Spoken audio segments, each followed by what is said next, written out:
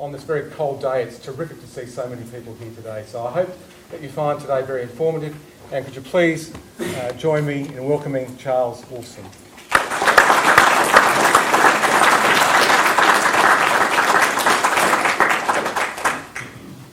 Good afternoon.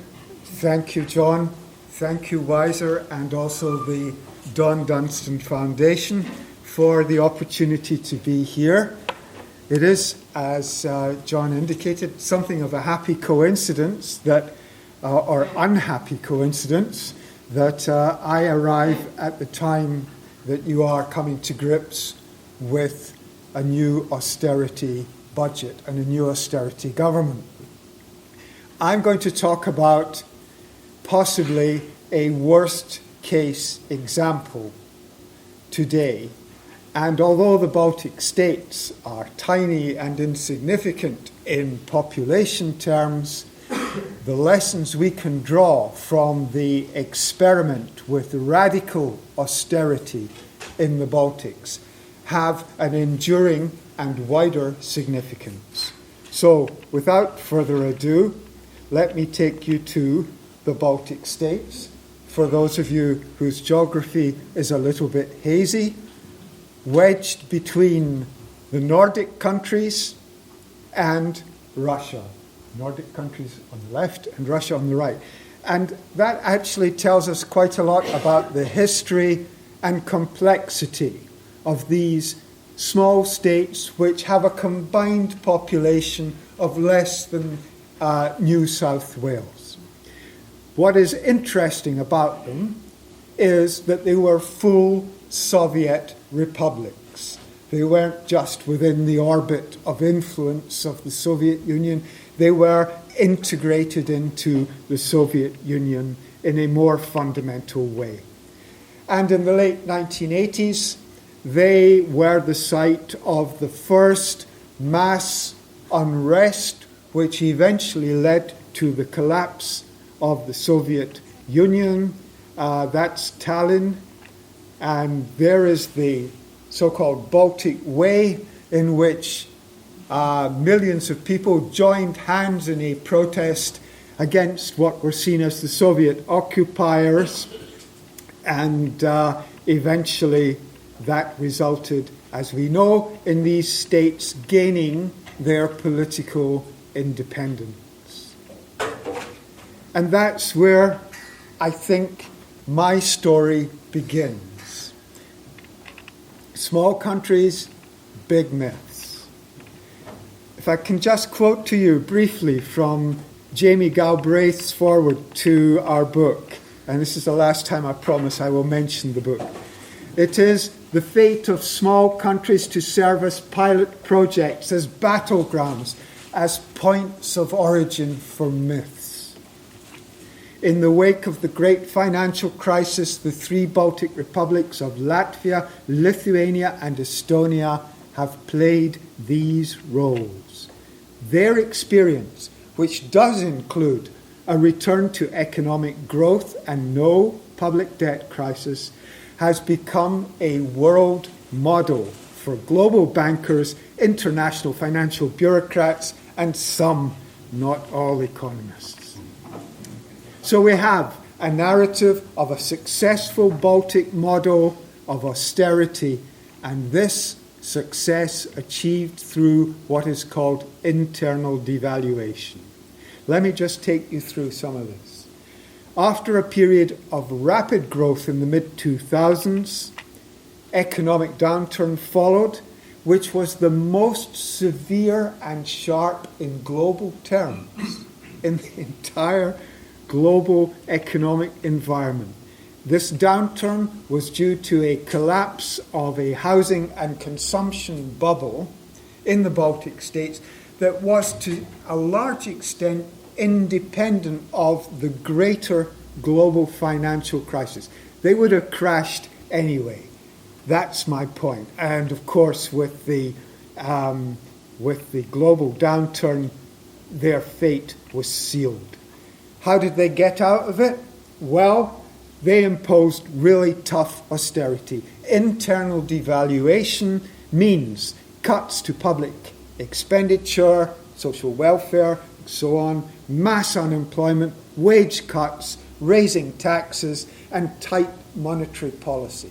This is perhaps a unhappily familiar combination of measures that were introduced in the Baltic states and created the basis for the so-called miraculous economic recovery, which we will look at in the next slides. The Baltic model, so-called, of radical austerity is celebrated because it appears that harsh austerity measures can be imposed on a population without creating massive political and social unrest, and with what appear to be economically successful outcomes. That's the myth, and that's what I'm here to try and unravel. And above all, according to the international financial class, this is a model which we can apply not just in Europe, but globally. And here from Forbes Business Magazine is Dougie Bandeau, who is the deputy director of the Cato Institute in Washington, one of the leading neoliberal think tanks in the United States. And what does he say? Fiscal prudence delivers economic growth. The experience of the Baltics offers a reform model for the rest of the continent and beyond. You may recognize Christine Lagarde, managing director of the IMF, top left-hand corner, hailing the recovery of the Baltic states, shaking hands with the president of Lithuania. And here's Anders Åslund, a Swedish neoliberal economist. He's at the Peterson Institute in Washington. I didn't know this till I checked, but it's just down the road from the IMF, so presumably they have beers together over lunch or whatever. So there's Anders Åslund, a triumph of austerity, and we shall come back to him in a second. Just how did the Baltics do it, and what can policymakers learn? Well, crisis resolution in these countries was decisive and successful, says Anders. When the crisis hit the Baltic countries, they instantly put their house in order. They front-loaded fiscal tightening. 9% of GDP in the space of 12 months. That's the scale of the cuts. Now, to put it in Australian context, 1.1% of GDP over 3 years. That's what your government's proposing. 9% in 12 months. That's really very, very radical. And it meant public expenditure cuts of 6% and an increase in taxes, particularly value-added and other socially regressive taxes of about 3% of GDP. And, says Åslund, the lessons learned in the Baltics, of course, have to be exported elsewhere. And indeed, he teamed up with Valdis Dombrovskis, the Prime Minister of Latvia, to author a joint publication which is, or was, the Neoliberal Bible, How Latvia Came Through the Financial Crisis. A very stirring piece of work. I recommend it to you. It is reduced on Amazon, but I think it is still worth, at least from a historical point of view, having a look. Well, here's the first myth exploded, that it was socially costless and there was no unrest. That's Riga in January 2009, and I can assure you it was extremely nasty. I have similar pictures. Unfortunately, there isn't time in Lithuania, showing mass rioting, tear gas, rubber bullets, dogs, the lot. So, not socially costless if you have people rioting on the streets. I'm not recommending you do that here, but... So, how did we get to this? From free, independent, democratic republics, post-Soviet, in the Baltics? Well, the Baltic Tiger economies is an important part of this story, the way we were. These countries were champions of neoliberalism, enthusiastic about neoliberal strategy from the get-go, from 1990 onwards. Liberalised foreign trade, foreign investment, fixed exchange rates, tight monetary policy, and of course, being post-Soviet, largest theft of property in human history, insider privatizations, oligarchs, and the rest of the dubious crew seized what there was of the blue chip assets of these countries in the process of shady privatizations. What that meant was that traditional industries were largely neglected where they existed. They were allowed to run into the ground. Most foreign direct investment came into those areas listed there: finance, real estate, transport, and communication. Not, so to say, the real economy in the main. And this was an independence project that was built on ethno-nationalist lines. In other words, there were new titular elites. The native Balts were Estonian, Latvian, and Lithuanian, and certainly not the Russian immigrants who had come to the Baltic states in the period between the end of the Second World War and 1990. So a rather different kind of social contract, perhaps, than what is traditional in social democracy.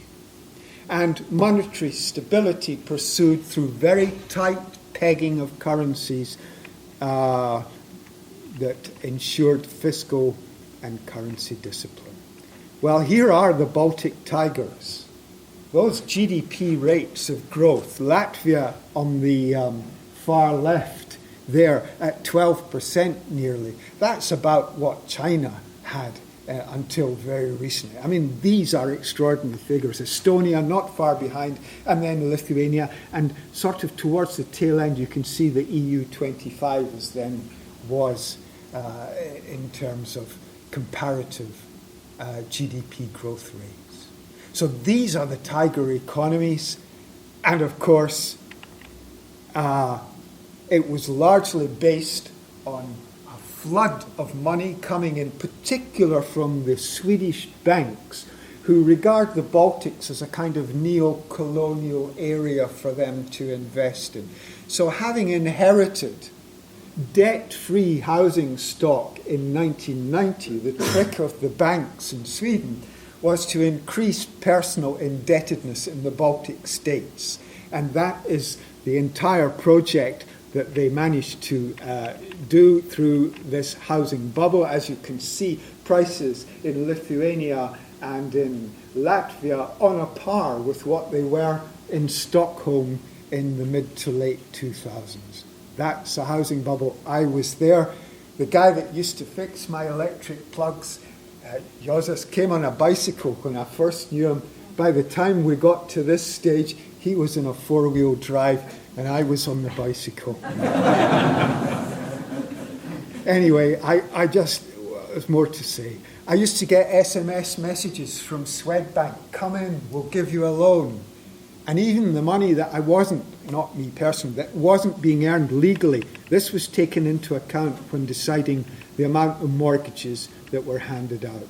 So there's the level of indebtedness. You see that the Swedish banks have got their grip on the Swedish population more successfully than they have on the Baltic states. But what's interesting is that from 2001 onwards, we see that exponential rise in household indebtedness in the Baltic states.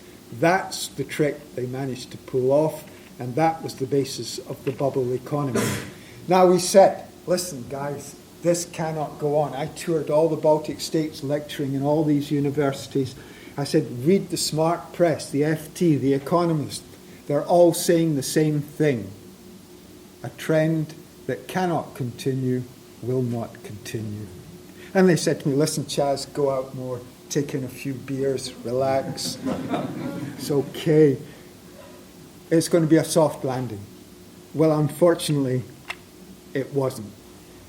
This is a cartoon from the Financial Times in 2009, and what really fired the imagination of the international political and financial class was the idea that the collapse that was about to occur or was occurring in the Baltic states would somehow or other bring down the whole European banking system. And it's true to say that the Swedes only escaped by a whisper from default. But what's interesting, and I didn't realize this until 2 or 3 days ago, the guy in the bottom left-hand corner, Jean-Claude Juncker, who is aspirant candidate for the next president of the European Commission, he at that time was the Minister of Finance in Luxembourg, and is claiming the credit on his home page for being instrumental in leading Europe safely out of the financial crisis. Well, as George W. Bush said of Juncker, he's a piece of work. Rapid recovery, the way we are today.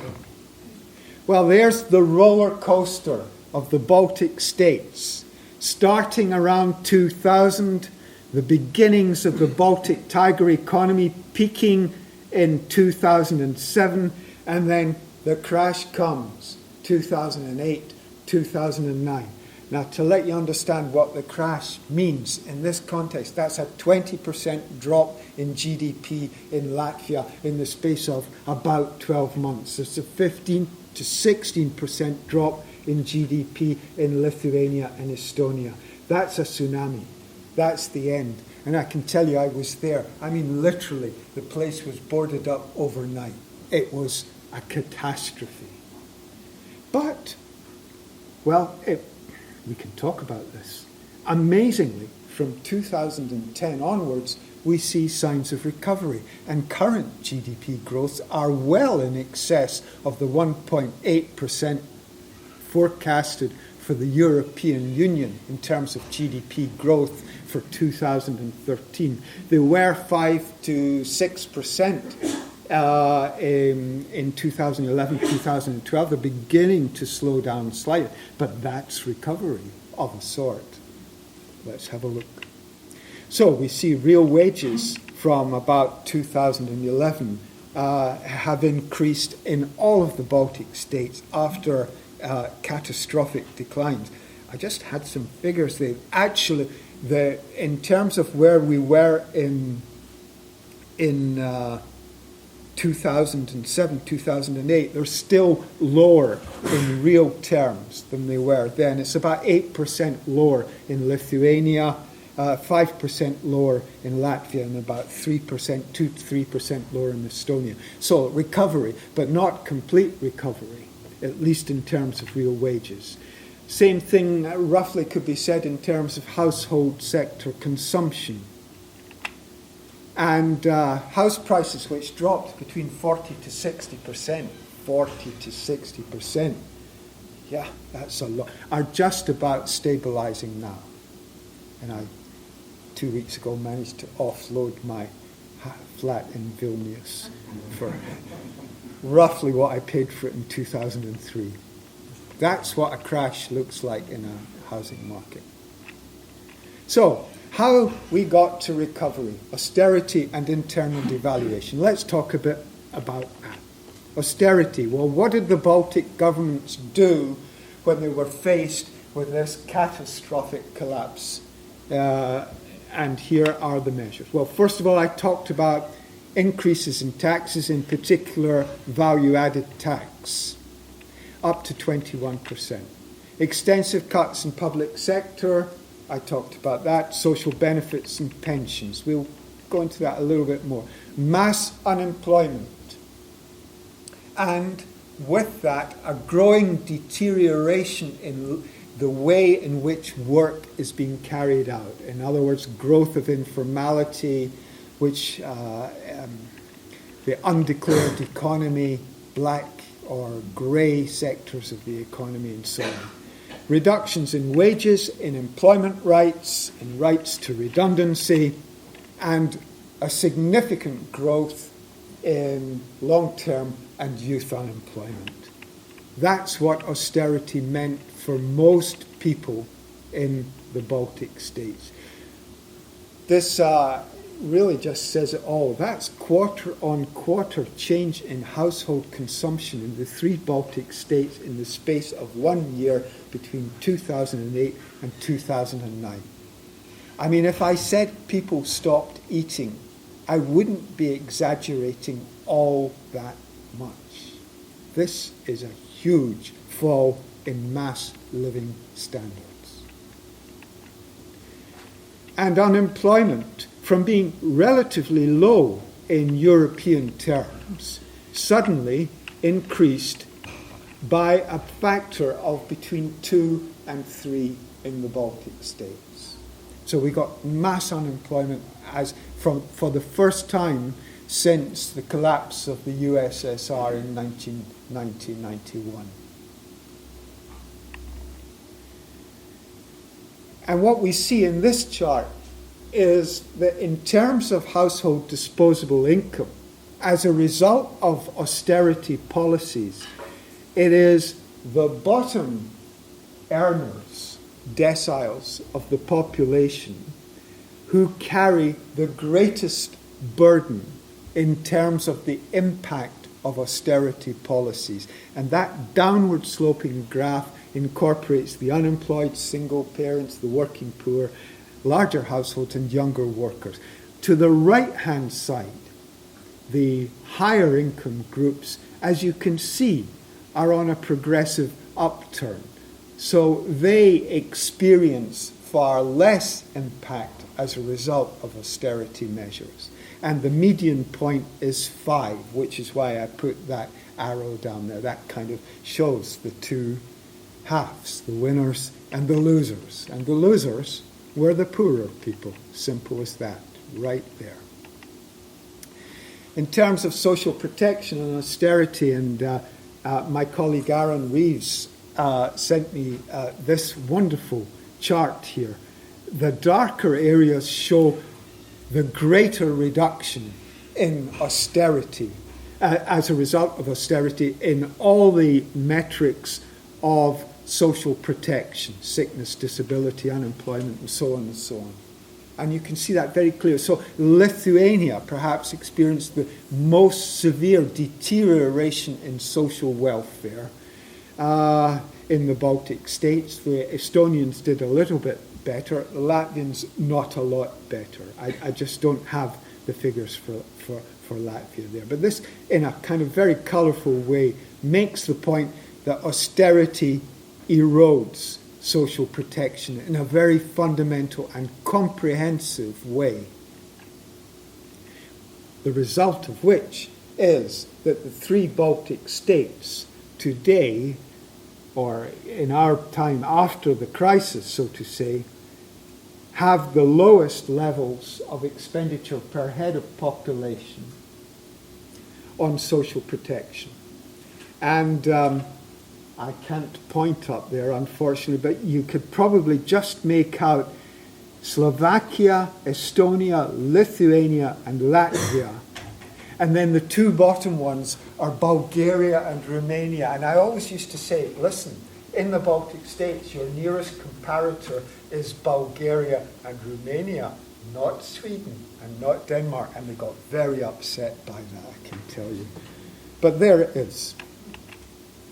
And getting back to the question of the informal or grey shadow economy, you can see that it was reducing quite significantly up until 2008 when the financial crisis hit.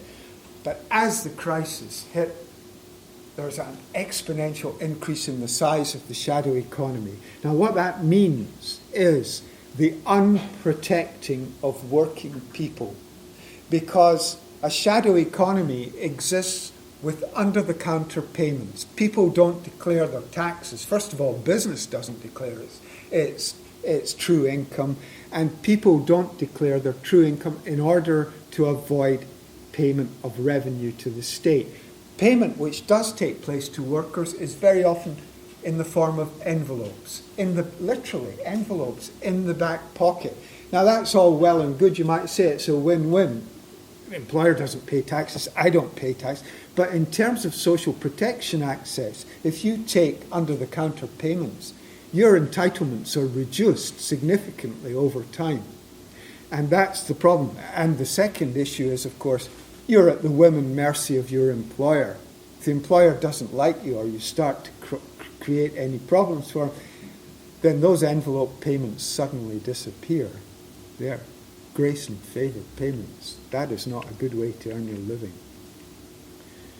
Well, unfortunately, and this is a very sad story here, in the bottom right-hand corner we have the happy Nordic countries with high unionisation and protection for employees. And at the polar opposite end, Latvia, Lithuania, Estonia, and of course Romania and Bulgaria, with the lowest levels of trade union density in the European Union. To give you the figures, Estonia's probably got about 5% of its workforce organised in trade unions. I mean, it's virtually union-free. Lithuania, about 8 to 10%. And Latvia, they like to say they've got a better situation there. I would give them 12%, not much more than that. And frankly, that's mainly in the public sector among school teachers and people like that. So, from the point of view of mobilization of collective resistance to austerity, if you're interested in social theory, Polanyi and the double movement, don't go to the Baltic states. It's a virtually union-free zone.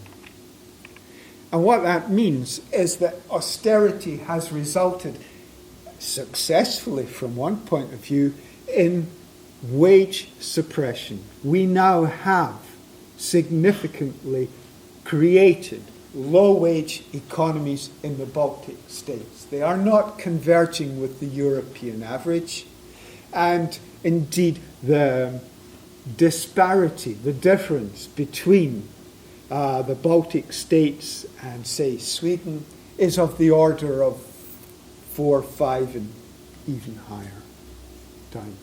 So these are low-wage economies, and that implies a particular path of development. Extensive use of labour resources. It doesn't imply high added value. It doesn't imply investment in skills and your population. It also has other implications, which I'll come to in a moment. Here's the metrics of inequality that austerity has reproduced and created. Again, Bulgaria and Romania at the bottom, but there's Latvia, followed by Greece, and then Lithuania. Estonians always claim they're doing so much better, and they're not really like the other Baltic countries. They're more like Finland. But we know they cook the books in Estonia. They've done it there too. It's one of the most unequal societies in Europe, Estonia. Gini coefficients. Well, that's a measure we use to show the dispersion between the top and bottom in terms of income. And again, Latvia is the most unequal according to that measure. Not far behind is Lithuania, and, well, it's Eurostat stuff. Estonia's up there too. What that means in real terms is that people have experienced dispossession on a mass scale. They have been made visibly and existentially impoverished. A result of that is that, and it hasn't always been that strong in the Baltic states, there's now a clear perception in society that there are those who have and those who do not have. A sense, a tangible, palpable sense of social injustice. Not a good recipe for cohesion and stability. And you can see in this European Social Survey that the majority of the population say that the government should be doing more to reduce income inequality. Other measures of social erosion which austerity creates, trust in state institutions. That's a composite of 5 indicators, the courts, the parliament, and so on and so forth, we just put them all together. What you would expect is a bell-shaped curve. That's a normal distribution around the median. What you have here on the left-hand side is the majority of the population expressing high distrust for state institutions and only a minority expressing greater trust in the state. And if you did that graph in Sweden, it would be exact opposite slope. It would start in the bottom left-hand corner and it would go right up to the top right-hand corner. Swedes, very trusting people. But here and this permeates, invades every aspect of social relationships. And a deep social pessimism has now gripped these societies. And you can see Swedes are happy, things are going in the right direction, or at least they think they are. Estonians, well, they're nearly Finns, they're quite happy too. But in Latvia and Lithuania, not good. Deep, deep social anxiety and depression. And by the way, Aaron Reeves has got a fascinating article in the current issue of the British Journal of Psychiatry, probably a journal you don't read that often, but there's a very, very interesting study in there which shows the increase in suicides in Europe and North America as a result of the recession, the great financial crisis. I'm not sure about the figures, but they're quite striking. In terms of the Baltic states, you can see there's an upturn in Lithuania, which was always the suicide capital of the world, unfortunately. And look how much higher suicide rates are in Lithuania than, say, in the EU 25. Massive difference. And the recession and the crisis has resulted in an exponential increase there and in Estonia. So, the other thing that I really wanted to talk about, and I'm just going to have to talk about it very briefly, is the fragmentation of the labour market under the impact of austerity. New winners and losers. And surprisingly, the winners, as a result perhaps of the Soviet inheritance and other features, the new winners are in the state sector, who have large amounts of European Union structural funds to hand out. And indeed, they have powers of patronage and social connections between themselves and their clients, which have resulted in what is almost a new caste of bureaucrats, what we call the Valdininkė. And they are hated, absolutely hated. Look, there's the figures. The black line shows state revenues collapsing during the crisis and EU structural funds proportionately growing in importance. The bottom line is the green line is the absolute increase in EU structural funds over time. And I can assure you, I've been in the meetings with these people. They are talking literally, what do we do with these billions of euros they're going to give us? That's where the power lies, and these people have been protected. Although they did experience wage reductions, in some cases up to 30%, generally they held on to their jobs. It's in the secondary sector, in the manufacturing, businesses and services sector, that we've seen the largest wage reductions and mass unemployment in the Baltic states. That's the new generation of winners and losers. I tried to show this pictorially here. Small capitalist class, primarily oligarchs, a rather large public sector. It's about twice the size for the EU average. And beneath the dotted line there, the secondary private sector, squeezed by two forces. First of all, from above, state policy, reducing labour protection, eroding the labour code, eroding redundancy, and from below, the grey economy we talked about in formalisation, and those two pressures leading to what we're calling the exit of the austeriat. Those of you who are familiar with one of my colleagues' work will recognise that we've invented a new term here, the austeriat. I don't wish to make my career on it, but it sums up what is happening. And there's a very nice cartoon from the Lithuanian press summing up Lithuanian exports and imports. The exports are the people, and the imports are the EU structural funds. And, well, they're mainly young people, they're unemployed, they're now family groups, and they're using mobility as a survival strategy. They are, of course, in their migrations vulnerable to exploitation. But what's interesting is that increasingly they're not coming back. There's the figures for Lithuania. They're extraordinary. 220,000 people out of a population of maybe 3.3 million have left the country in the space of a decade. That's about 12% or 10% of the workforce, 12%. So this is a significant hemorrhage of the population, almost unprecedented. This is the austerity. And compare it even to the peak of migration that we saw after EU enlargement in 2004, and you can see that it is many times greater. Now, the figures for 2010, I haven't got time to talk about. There's a slight statistical anomaly. But as I say, the figure to hold on to is 220,000 people out of a population of about 3.3 million. And it's mainly young people under 35 who are leaving. And in terms of rates, what's most interesting of all is that for Lithuania, you can see this very clearly. I don't have the data for Estonia and Latvia at the moment.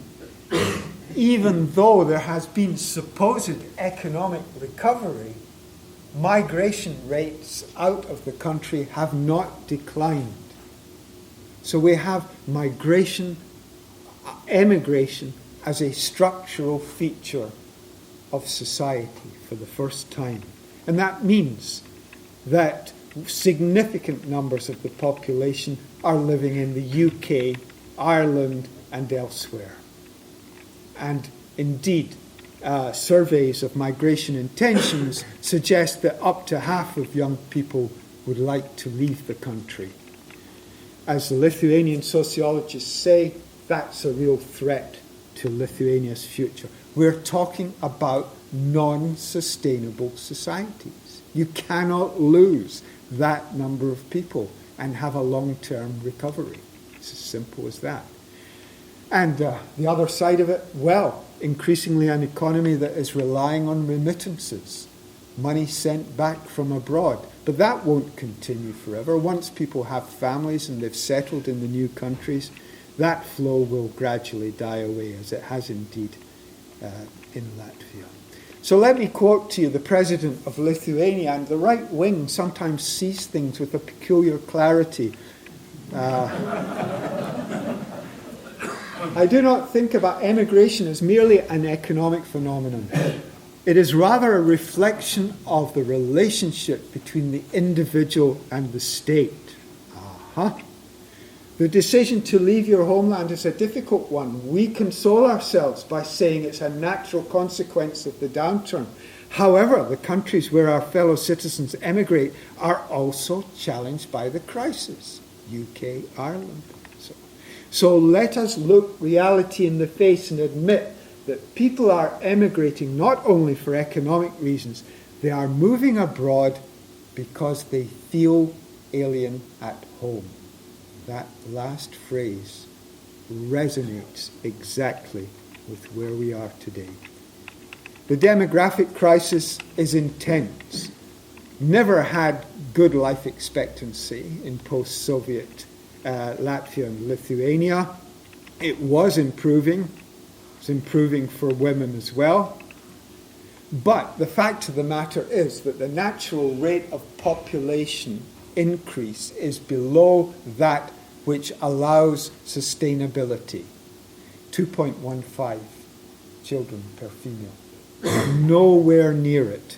And the dots represent, if you like, what has been lost. It's the death rates over the birth rates. And those are the missing populations. Here you can see the impact of the crisis in Latvia with an absolute plunge in fertility rates in the years of the downturn. Amazing. That means an old age dependency ratio. Not as bad as Japan, but the projections for the future, the number of people who have to work to support those who are not in employment is looking really bad. The best way I can sum up this is to talk about the so-called geo-demographic wastelands. That's the dark areas on the map. They are the areas that are losing the population most rapidly. And most rapidly of all is Šiauliai County in northern Lithuania, which is the highest negative population rate in the entire European Union. That's a photo I took on my way through Šiauliai County about a month ago. And what's interesting, apart from the